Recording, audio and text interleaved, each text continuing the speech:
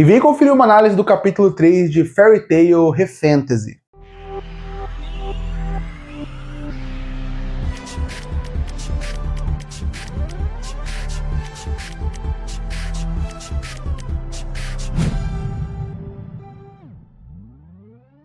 E o capítulo já começa chamando muita atenção com a sua primeira página, onde o título do capítulo é Call Eraser, que pra gente até agora não significa nada. E a gente volta pra luta do Jal-El e ele está lutando contra o vilão misterioso, mas o vilão chama ele de Sirgran. Então ele rapidamente percebe que ele não é um vilão comum. Ele mesmo conhecia o Jal-El antes do Conselho Mágico, antes dele realmente fazer as coisas que ele fez, mostrando que ele é alguém do passado que ainda não foi revelado. Mas logo na página seguinte ele revela seu nome, que é o nome do capítulo. Ele é o Call Eraser, e ele mostra que o seu poder é de remover o que é desnecessário. Ele até menciona a população, a Fairy Tail, tudo que é desnecessário, ele vai acabar destruindo. E aí ele também mostra o que são aqueles monstros que ele tinha aparecido no capítulo passado e voltado aqui. Ele fala que eles são criaturas que são construídas e destinadas a destruir tudo que eles consideram desnecessários. A partir daí, seriam criaturas que praticamente vão destruir tudo que tiver na sua frente. Nessa hora, quando o Jal-El parece que vai ser acertado por um poder, o Laxus e a Mira chega para poder salvar ele.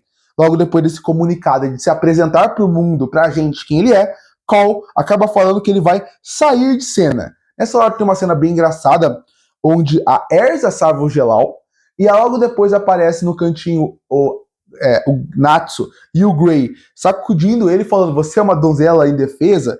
É uma cena bem engraçada. Outros personagens acabam aparecendo na cena ali para poder ajudar ele. E nessa hora, a Lucy acaba vendo que cada uma daquelas criaturas pretas, que são os desnecessários, eles têm uma escrita dentro do seu peito. E cada uma quer dizer alguma coisa. No que a Lucy acabou lendo, tá falando que tá escrito chá verde. E parecia que não significava nada.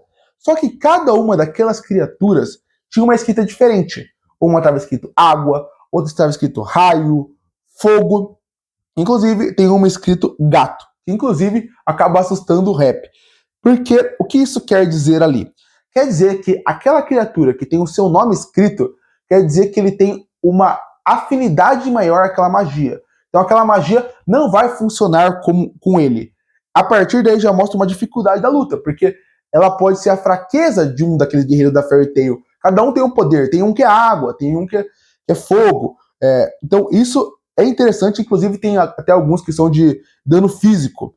E a partir daí, eles acabam pensando que eles vão ter que atacar de qualquer jeito, e o Natsu acaba usando seu grande poder, o rugido do dragão, e todos resolvem atacar ao mesmo tempo. E é muito legal, porque você vê vários personagens da Fairy Tail atacando ao mesmo tempo, tentando destruir.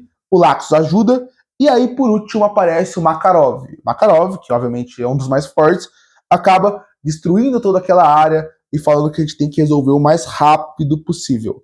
E aí, antes de acabar o capítulo, aparecem os personagens misteriosos, e aí uma página dupla acaba aparecendo quem são os vilões. Aparece o Call, que a gente já conhece, e aparece o seu grupo de personagens que a gente ainda não sabe quem é. Logo depois, esses novos vilões acabam desaparecendo, e o Natsu e toda a Fairy Tail destruíram os monstros que estavam na região. O que acontece é que quando os monstros desaparecem, eles se transformam em pessoas que estavam na cidade, mostrando que essas calamidades que apareceram não eram só calamidades, eram sim pessoas transformadas em monstro, algo que pode ser muito interessante para o futuro. Afinal, eles também podem fazer isso com membros da Fairy Tail.